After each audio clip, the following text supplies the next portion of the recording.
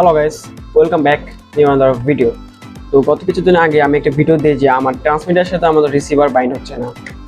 তো সেটা ওই ভিডিওতে অনেক চেষ্টা করি আমাদের ট্রান্সমিটারের সাথে রিসিভার বাইন্ড করার, বাট আমরা সেখানে ফেল হই।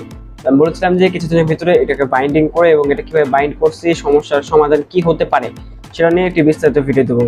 তো আজকে আর দেরি না করে চলুন মেন ভিডিও শুরু করা যাক।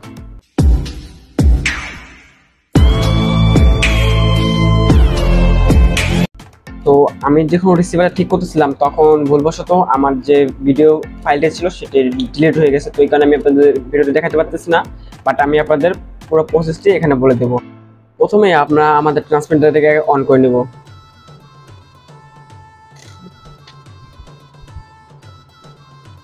আমাদের ব্যাটারি লো থাকার কারণে আমাদের লো সিগন্যাল ওয়ারিং দেখাচ্ছে এবং আমাদের রিসিভারে আমরা পাওয়ার দিব।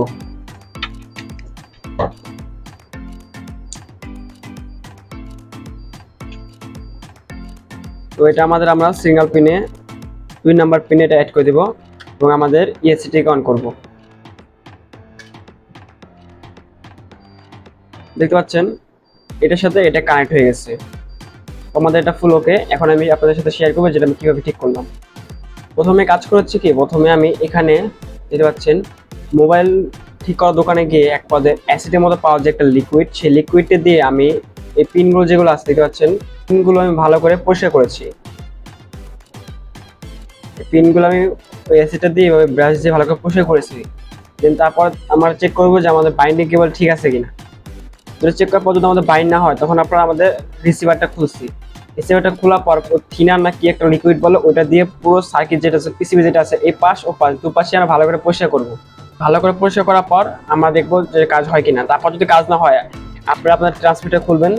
পিক দেখতে পাচ্ছেন যে পিক, এই পিক অনুযায়ী আপনারা আপনাদের ট্রান্সমিটার খুলবেন। খোলার পরে আপনার ট্রান্সমিটার যে এই পাশে খোলার পরে যে মাদারবোর্ডটা আসবে সেই সার্কিটটা আসবে, ওই সার্কিটটাকে আপনার সেম থিনার দিয়ে পরিষ্কার করবেন। পরিষ্কার করার পর ইনশাল্লাহ আশা করি আপনাদের ট্রান্সমিটার ঠিক হয়ে যাবে। এটা মূলত এটার ভিতরে মাইক্রো ডাস্ট প্রবেশ করার কারণে আমাদের কম্পোনেন্টগুলো তার ইলেকট্রিক পালস আদান প্রদান করতে পারে না, যার কারণে আমাদের এটা মাঝে মধ্যে এরকম প্রবলেম দেখা দেয়। তো আপনার যদি রিসিভারটাকে আপনি ফার্স্ট অফ অল ওয়াশ করবেন, দেন চেক দেবেন। রিসিভার ওয়াশ করার পর যদি চেক দেন ইনশাল্লাহ 99% সম্ভাবনা থাকবে আপনাদের রিসিভার বাইন্ড হয়ে যাওয়ার। তারপর না হলে আপনার ট্রান্সমিটার চেষ্টা করবেন এবং তারপর যদি না হয় তখন আপনাদের ট্রান্সমিটার ফার্মওয়্যার আপডেট করতে হবে। প্রসেসগুলো বলছি, আপনারা যদি এগুলো সঠিকভাবে পালন করতে পারেন তাহলে আশা করি আপনাদের রিসিভার বাইন্ড করতে পারবেন।